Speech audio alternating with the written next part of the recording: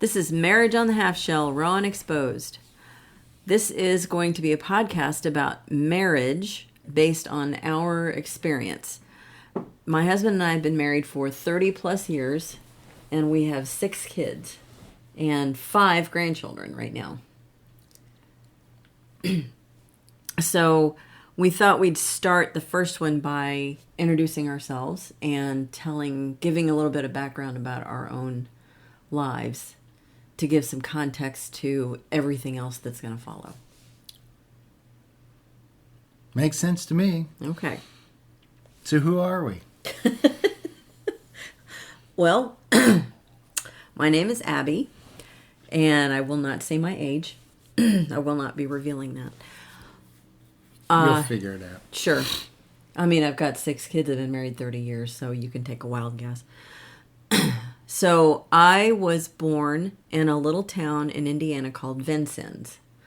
And right after I was born, my parents moved to Memphis, Tennessee, so that my dad could go to nursing school at Memphis State University. And so we lived there until I was just past 8. I was about 8.5, almost 9. And then my parents got divorced. And unfortunately, that is one of my earliest memories. That's not a good first memory to have, but we remember the traumatic things. We remember the traumatic things.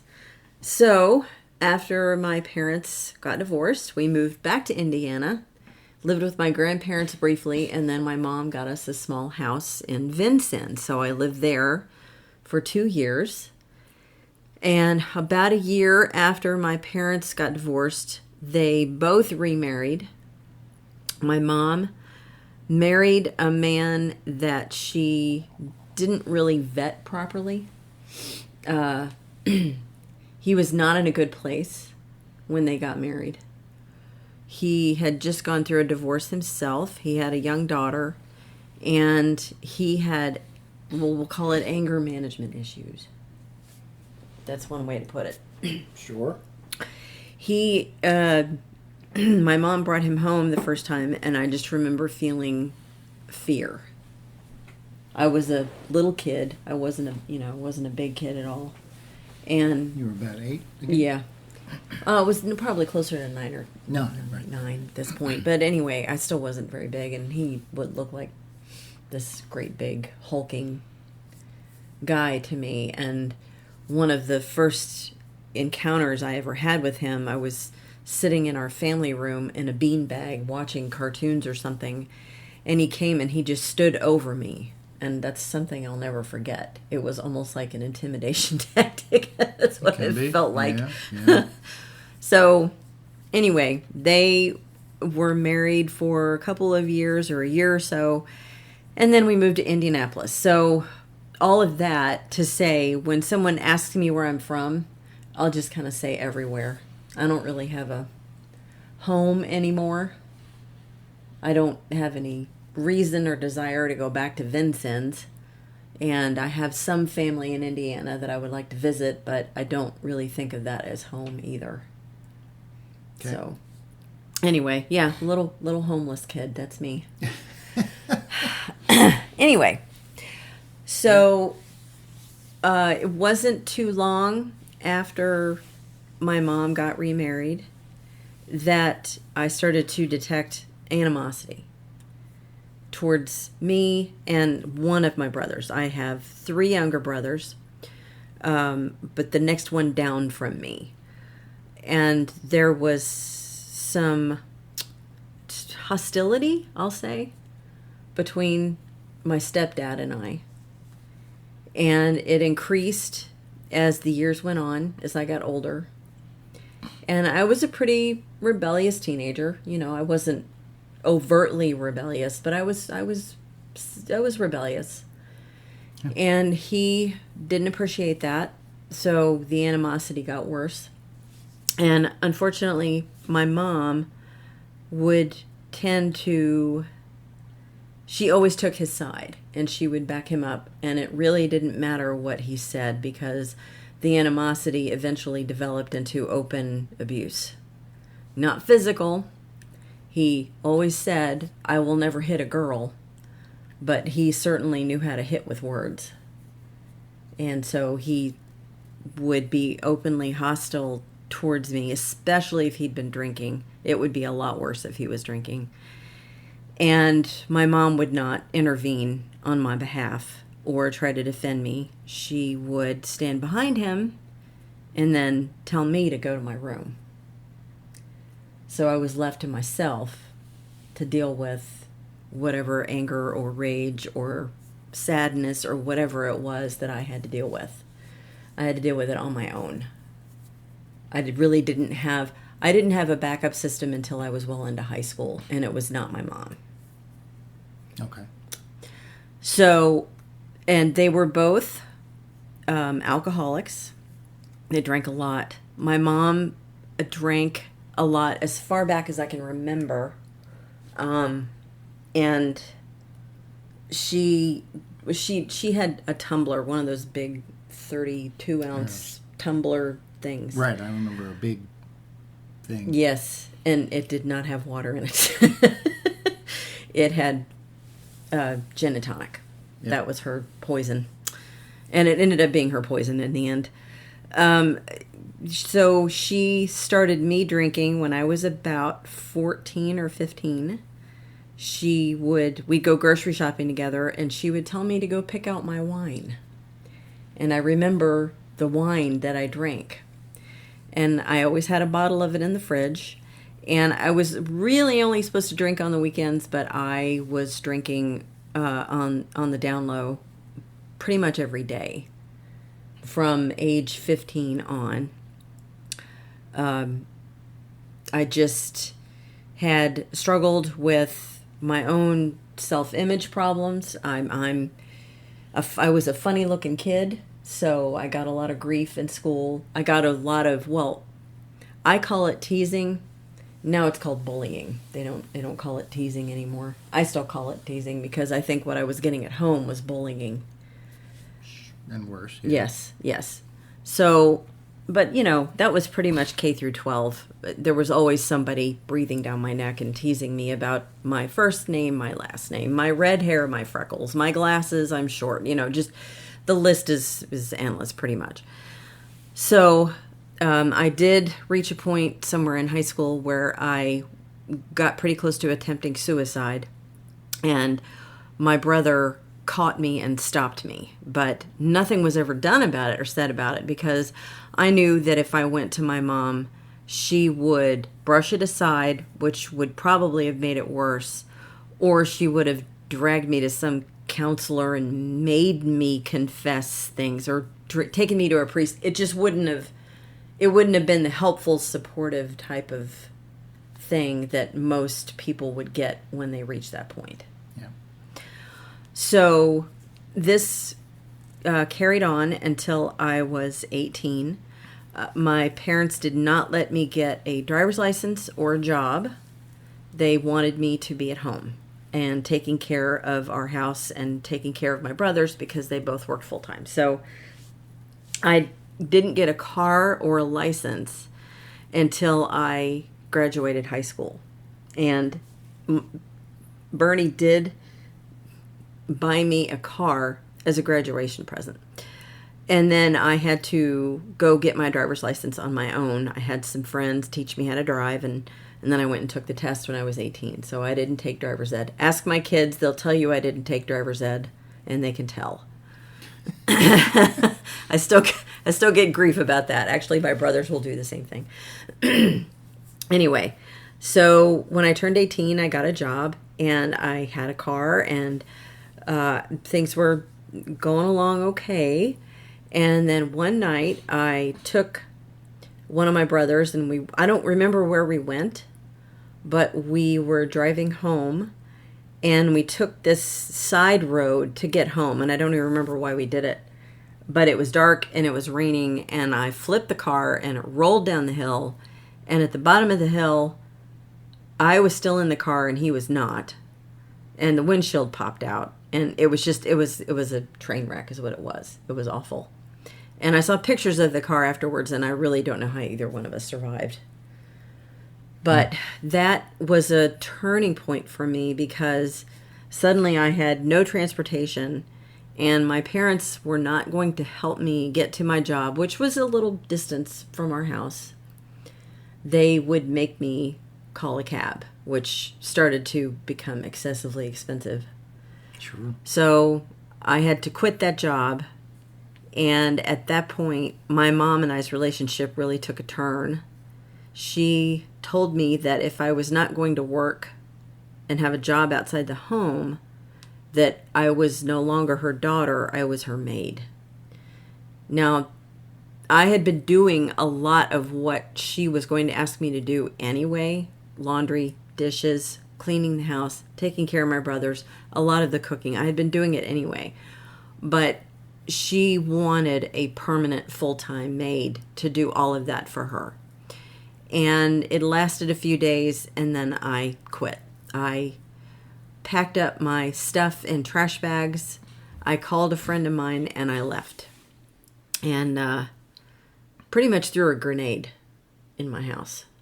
They couldn't believe that I would actually do something like that. My mom, I called her to let her know I was okay. She begged me to come home. She did all the things that moms do. And I kept saying no. And I told her that I was going to move in with my dad. And I'm not joking, she called me at one point and faked a cancer diagnosis. And that almost worked. I did go back home for a day. I got home. She begged me to come home. So I had my friend take me back and I went back in the house. And there's a note on the table that said, I don't really have cancer. Here's a list of stuff for you to do. Jeez. So I turned around and left again. And so when I'm 18, I had all my stuff and I shipped it all out to Maryland, which is where my dad and my stepmom were living at the time. I put it all in boxes and, got on a plane with a couple of suitcases and I left. And I moved in with my dad, and they took me in, and I was a hot mess, to say the very least. I hadn't dealt with any of this stuff. I thought, if I just get away from it, it'll go away. And I will tell you right now that is not how things work. I was still drinking a lot. I drank every chance I got. I developed friends at the place where I went to work. And they were all drinkers too, so it wasn't that hard to get alcohol. And I'm trying to remember now. They tried to talk to me, they tried to counsel me, but I wasn't really tuned in at all. I had developed a relationship with a guy on a previous visit to see them, like a few years back. And he and I had written letters back and forth over the years and stuff, so I just picked up with him. And he was not only a drinker, he was a pot smoker, so I was doing that too. And so he and I would get together and we would drink and then we would smoke pot, and it just got messier. It just really got messier. And then one night he came over and we were sitting watching movies or something, and I just had this overwhelming feeling that I had to get out of this relationship. And it was pretty ugly. He didn't like that very much because I told him. I just couldn't get past it. It was just, the feeling was just overwhelming that I had to get away from this person. So I told him to go. And he wouldn't let go. He kept hanging on, writing me letters. And we didn't have the whole text thing and the FaceTime. And we didn't have all that stuff going on. It was just phone calls and letters. So he just continued to do that. And my dad got real irritated. He never liked the guy anyway. So along comes this guy at my job. And I'm working as a waitress, and I hated being a waitress. That's not a good fit for me because I'm not a people person. So, for me to go to tables full of people I don't know and be friendly, and I did it for a summer. I made a lot of money, but I really hated it. I just really, really hated it. Yeah. So anyway, I had been there 2 or 3 months, and there's this guy, and he was just there for a few weeks, and he asked me out, and I was like, oh, this is perfect. Because if I start dating someone else, then the other guy will leave me alone. Because the one thing that the other guy hated the thought of was being cheated on. And I knew that. So, what do I do, So I went out with this guy, and we had a nice time, and I told him that I already had a boyfriend, and that, was trying to break it off or whatever. And he was like, yeah, okay, whatever, just, we just went out and we saw a movie or something, and right. We had a nice time. So, but that did it. He finally, I think the last thing he did was he sent me one last forlorn letter with a picture of himself, which my dad promptly stole, took out in the backyard, and shot full of BBs with my brothers. And then he brought it back to me and said, this is what I think of this guy, and I hope he never comes back. He did chase him off with a shotgun once. The guy showed up when I was at work, and he got out of his car, and my dad went out in the driveway with a shotgun and told him never to come back again, and that was it. He left me alone after that. I think he thought my dad was crazy. Dad was being a dad. Yeah, my dad was being a dad. And when I moved in with him, he said, the only guy that will ever be perfect enough for you will have to make a perfect 3-point landing in the front yard. And you must have done it. We'll get to me. Well, but, we went out on that first date, and you brought me home, and you had that badass Mach 1 Mustang that you pulled up in the driveway in, and my dad had just gotten off work. Now, my dad's a nurse, so my dad had just gotten off work, and he was still in his scrubs with the little things on his shoes and but he came down with no shirt on. I remember that. Yeah. And he, he came downstairs and stuck his hand out the door and said, I'm George Gruner, and just introduced himself, and he shook your hand, and then you left, and I went upstairs with my dad, and I'm sitting on his bed, and we're talking, and he says, well, I think you ought to marry him and have his children. And I was like, oh, for God's sake. We went out one time. But he liked you immediately. Just from a handshake. Yeah. That's weird. No, it's not. No, it's not. So right. That's where we started dating. And is that where you want me to... We can transition to... Let's transition okay. to me. So I'm the guy. You're still the guy. So you've heard about Abby's life for a few minutes, and really just wanted to reiterate. We wanted to talk about over, I don't know how many episodes we can get out of this, but hopefully a lot. We're going to talk about our marriage and marriage in general, and how we've dealt with things and so on. And the reason we're talking about ourselves first is to explain what kind of people we were, what kind of baggage we brought into our marriage, and how in the world we made it work. We've been married for over 31 years now, happily married, and looking forward to the next 31. And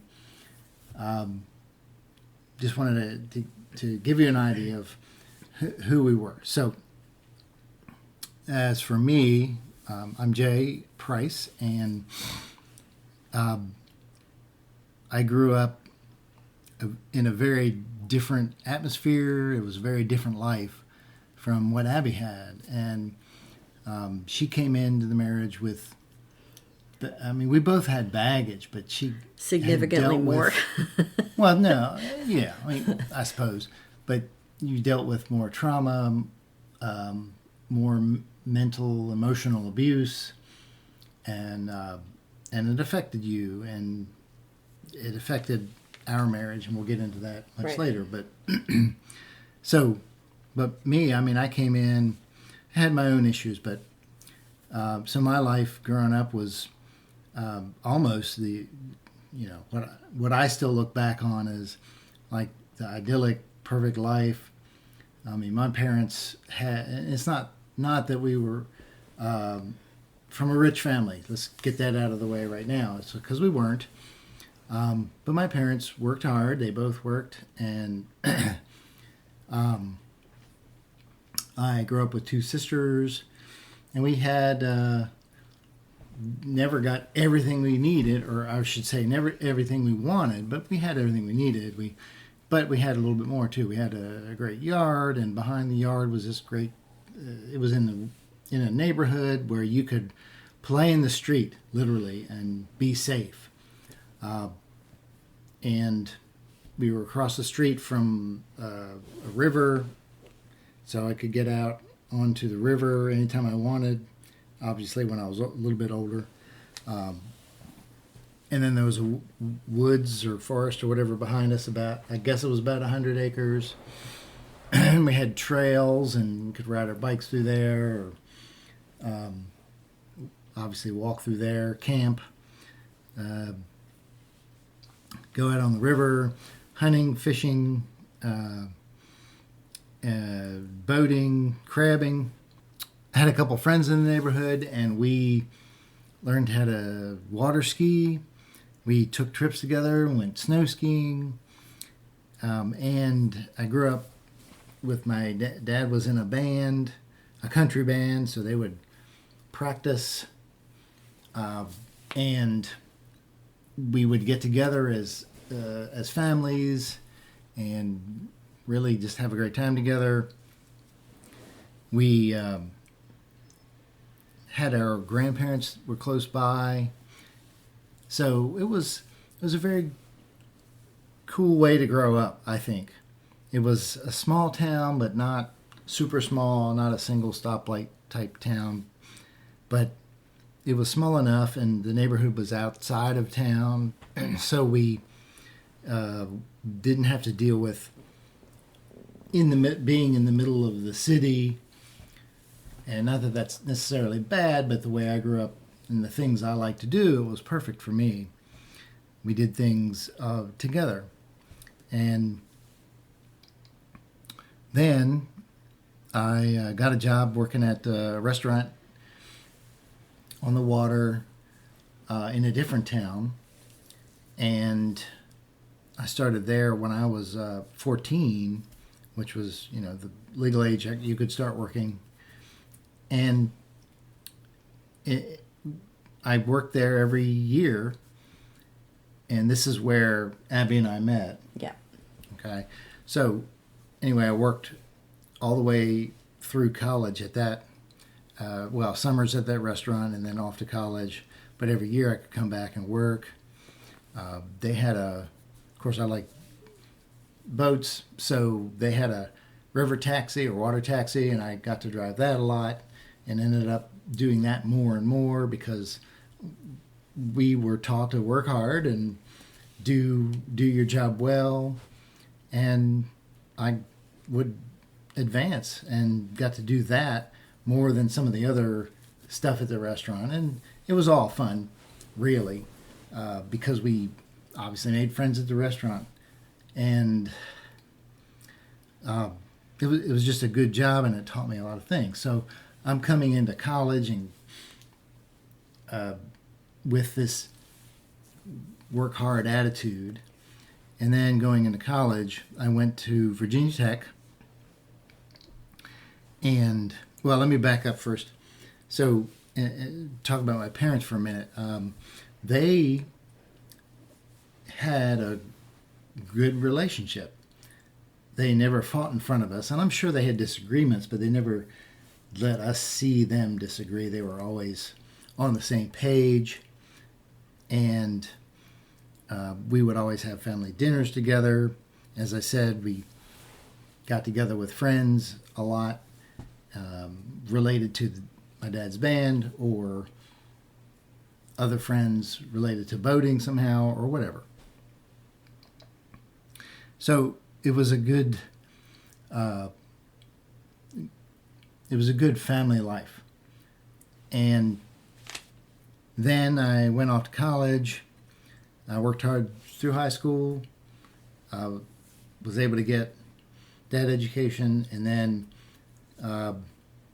spent a year in ROTC, but discovered that it just really wasn't for me. So here I am at Virginia Tech, and they have this corps of cadets. So it's almost like it's obviously just a regular college, but in the midst of it, there's this group of students who are almost like they're in a military academy. So we wore uniforms, we were in companies, we did things together.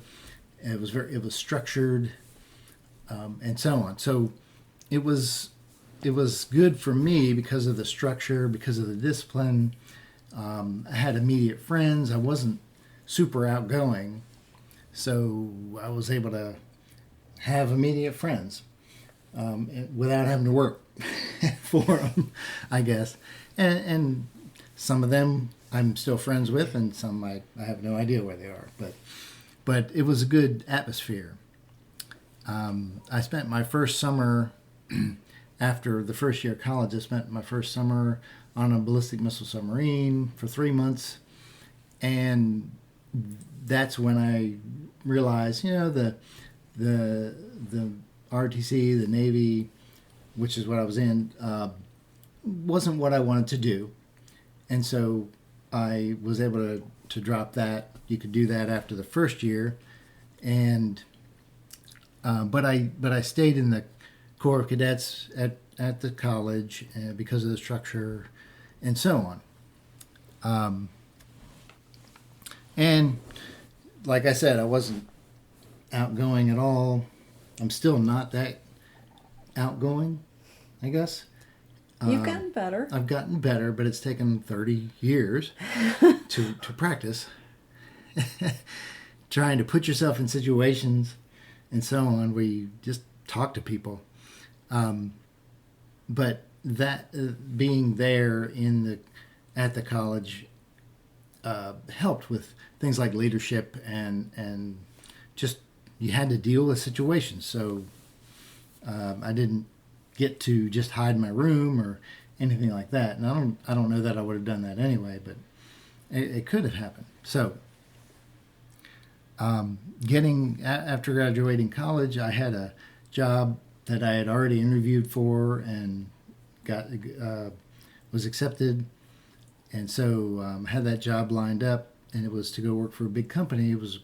And we were in Maryland, and it was near DC, north of DC, and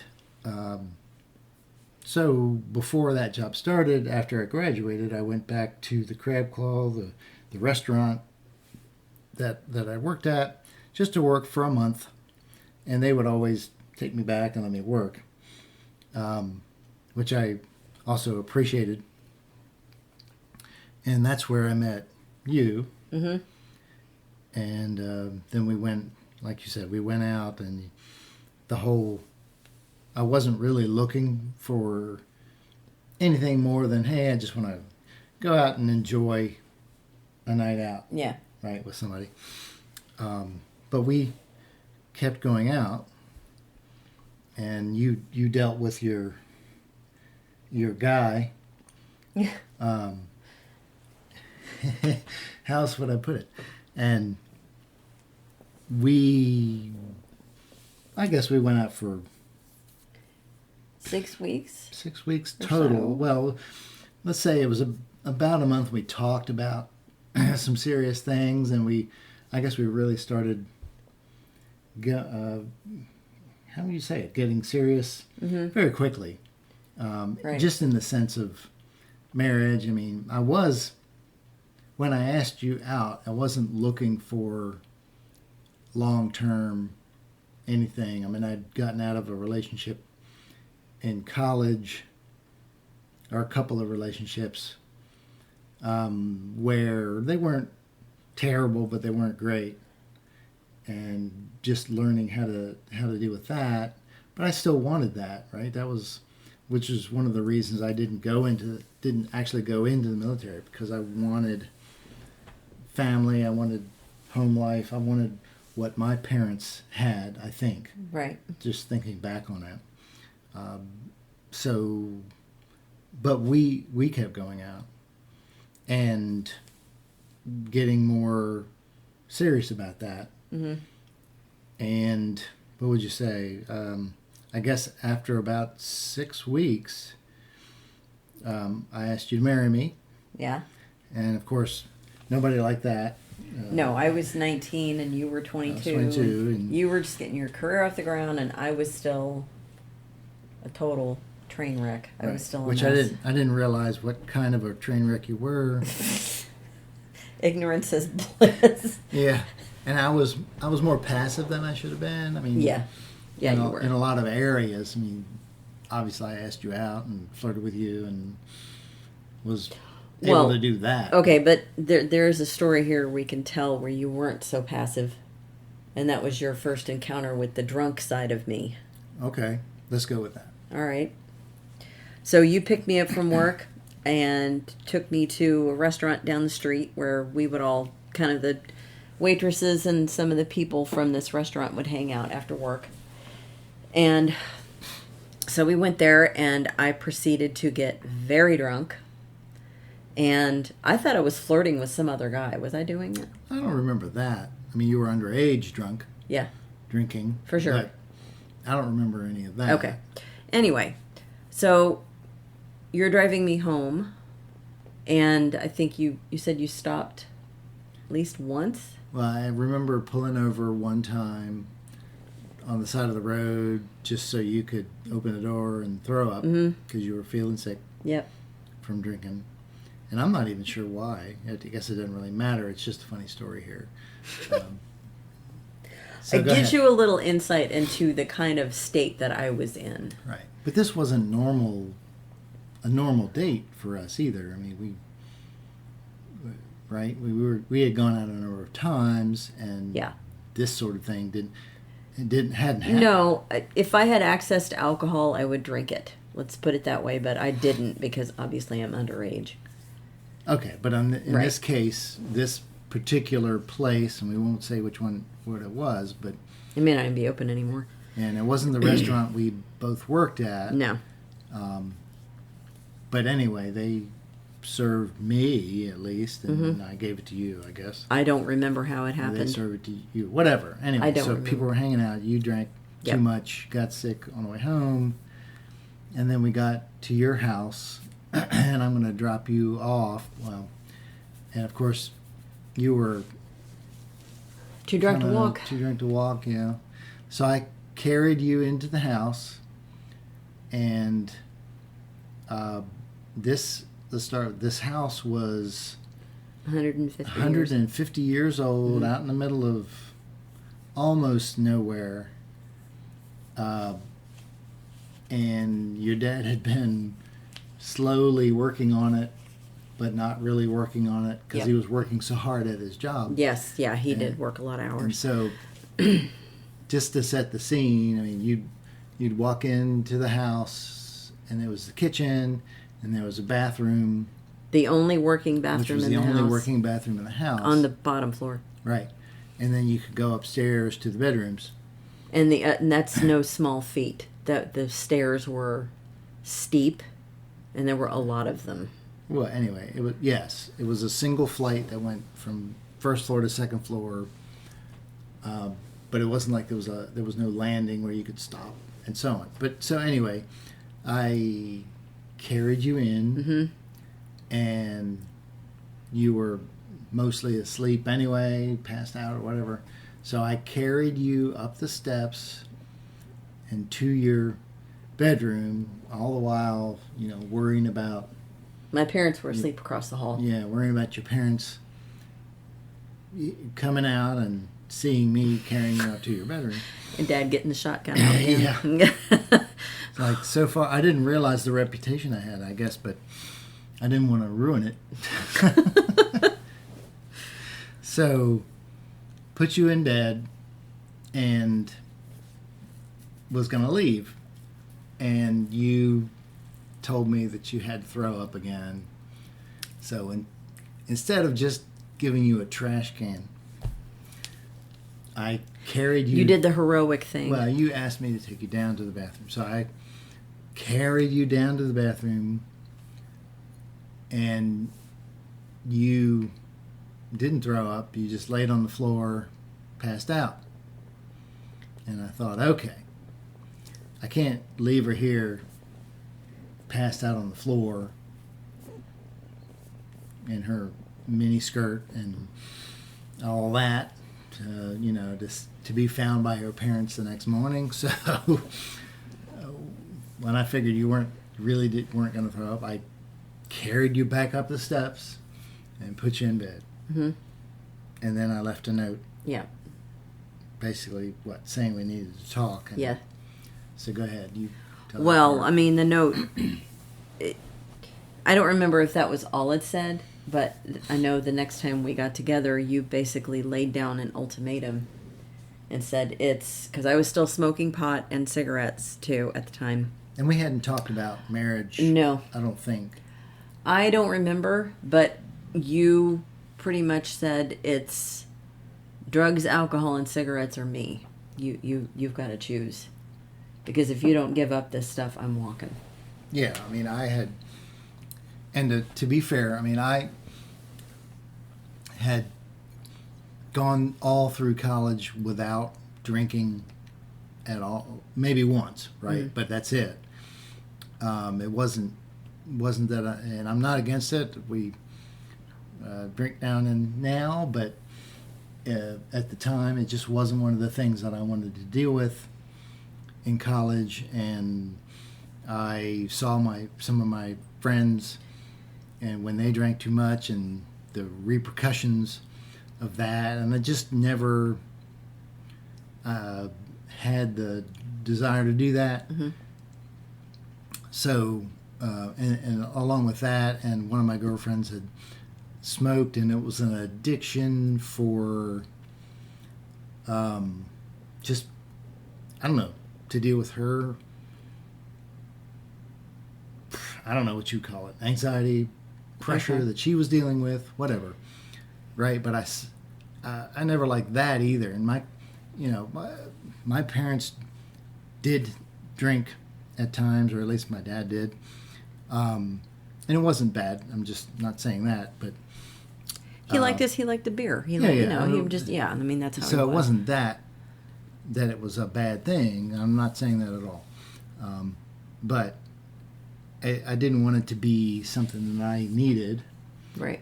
Or at least I didn't need it. And so when I'm looking at my past relationships and thinking, I don't want to deal with this. Right? I want somebody who kind of has it together. I didn't have it together. That's what I was thinking. Yeah. So by any stretch, you didn't have it together, but you were able to stop. Yeah, I quit all three cold turkey. And you made a choice. Yep. Which I'm glad you made. Right. I respected you enough to retain your friendship at that point. I was hoping that it was going to develop into something more serious, but I didn't want you to leave my life at that point. And I knew if I didn't give up those things, that's what I was looking at. So, yeah. And there were quite a few years after that where we did not drink at all. Right, and there was a couple of reasons for that, but I don't think it was more for other people than for us. Sure. And it wouldn't have been a good thing for me though to go back to that at that point. Right. But even at this point, I didn't realize that it wouldn't have been a good thing for you. Right. Right. I mean, you didn't know my background or my past. I mean, you met my parents. Told me. But you met my parents once before we got married, and right. Bernie barely spoke to you, and my mom didn't like you at all. Right. So I don't think my parents ever liked you, which I never really could quite wrap my head around. I'm talking about my mom and my stepfather. My dad and my stepmother. Yeah, once everybody got on board, when we got engaged, they were not ecstatic about that because I'm 19. My parents kind of knew that I was a mess, and you're 22, and everybody thought we were going too fast. So, We probably were. We probably were, but we were engaged for a year. Yeah, we took a year and waited a whole year. You know, we went through some premarital counseling, and we did all the things, and we planned our wedding, and, you know, it was pretty much a long distance relationship. Yeah, I saw you on the weekends. Right. I was 90 minutes away working north of D.C., and you were on the Eastern Shore of Maryland, close to where I'd grown up. I had gotten another job. And you got another job. I quit waitressing and right. did something else. And so for that year, I would come back over there on the weekends, and I'd be at my parents' house, but we'd spend the weekend together. Yeah. And of course, we'd spend it with my parents or your parents, right, and that sort of thing. So it was about 90 miles away. So we, it was phone calls, and there were a lot of phone calls. A lot of phone calls, and this was pre, cell phones and all this kind of stuff that, like, my youngest daughter is currently in a relationship, and she met him online, and then they FaceTimed for like a month because of COVID, and then they finally got together. And then they finally got together, and they've been dating ever since. But, they talk every day. They text every day. They talk every day. They do FaceTime. They do all this stuff. Yep. This was not something that we had. Well, we could talk every day. Sure, but it would be after work. Yep. And then I'd call you, and this was back when you had phone bills. Paid for long distance by the minute. It was landlines only. So we would run up some phone bills. Well, yeah, and I'll tell that story. Go ahead. So, where my parents lived, they didn't have a mailbox per se. You went around to the post office to get your mail, and they had a mailbox there. So one morning, I got up and I went around to the post office to get the mail, and there's the phone bill, and I panicked. I knew it was going to be really bad. Because you and I had talked just about every night, probably for an hour or so. Yeah, and it wasn't cheap. No, it was not cheap. Well, I'm about to tell that part. Mm-hmm. So I look in the mailbox, I see that phone bill. I open it up, $300, and this is 1 month. And I closed that envelope and shoved that thing back in the mailbox, and I walked away. It's like I left it there. I didn't know, I panicked. So my stepmom was not happy with me. She gave me, a lecture, and my dad thought it was hilarious. My dad thought it was funny. Yeah, but you had to pay for it. I did have to pay for it. Yes, I did. She knew I was going to pay for it, but it still deserved a lecture because that's ridiculous. I guess.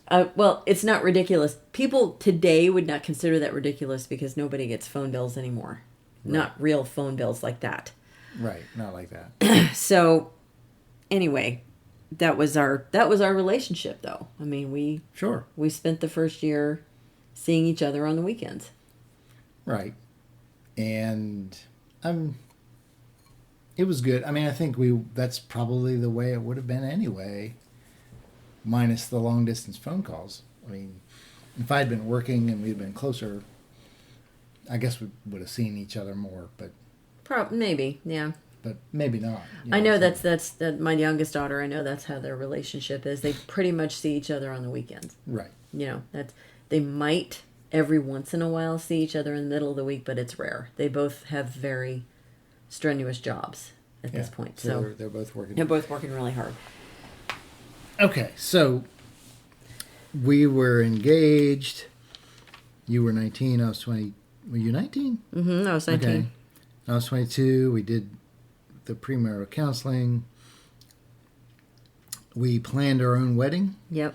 And paid for most of it. Yep. Basically paid for most of it ourselves. Again, so we said, not our parents weren't rich. I mean, they weren't poor, but they weren't rich. Mm-hmm. And we had a lot of we had friends do things for us, like Right. the place. Just as an example, because I don't want to go into this too deeply, but just the place we had our wedding was basically free. The guy was friends with your dad, Yep. and said, "Hey, you can just do it here." Yeah. And it was And it was an great. inn. It was like an inn. Yeah. We did it outdoors, but we had access to the hall and a boathouse, and Yeah. so we could go inside as well. And so it was, it was kind of cool. All right, so here we are. We've talked about ourselves. Mm-hmm. So just to summarize, or to go quickly through, I'm not going to walk through the past 30 years because that's the point of what we're going to talk about. As we go forward here, we're going to talk about different things related to marriage and what we've learned and so on. And in the midst of that, we'll talk about our experiences in the past 30 years, but I'm not going to go through Right. that.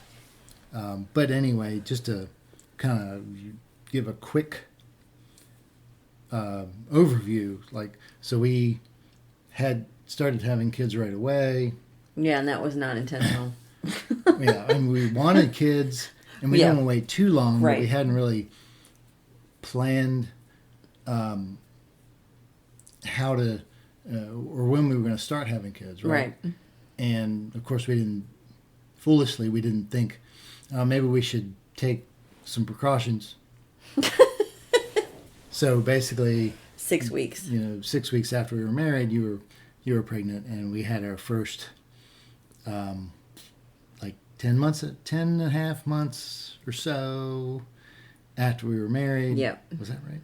Anyway, so we started having kids right away, and we had 6. Our oldest, as of this broadcast, our oldest is 30, and our youngest has turned 18. So we've raised 6 children. So that'll be part of our experience as well. So really, that's about it. I mean, that's who we are. I've been working for the same company basically for the past 31 years. I know a lot of people don't do that, but it's really worked out well for us. Mm-hmm. You homeschooled all the children Yeah. from kindergarten through 12th grade. They graduated and got their jobs or went off to do their thing. 3 of them are married 3 of them are married with and children of have their children, own. right? Yep. And the other 3 Are figuring it out. are figuring things out. The younger 3 are figuring things out. So, they're younger, so that's okay. And that's our story so far. And as we go forward, we'll talk about more as it relates to our marriage, and we'll get into the serious things of marriage. We'll talk about how to fight, how to make your relationship better. We'll probably look into other things like books and studies and things like that. But we've had our own experience with teaching and books and counseling and all that. So we hope we can help folks with this, and at least hopefully you enjoy listening to what we're talking about. So, anything you want to add before we finish up? I don't think so. I think that covers it for this one.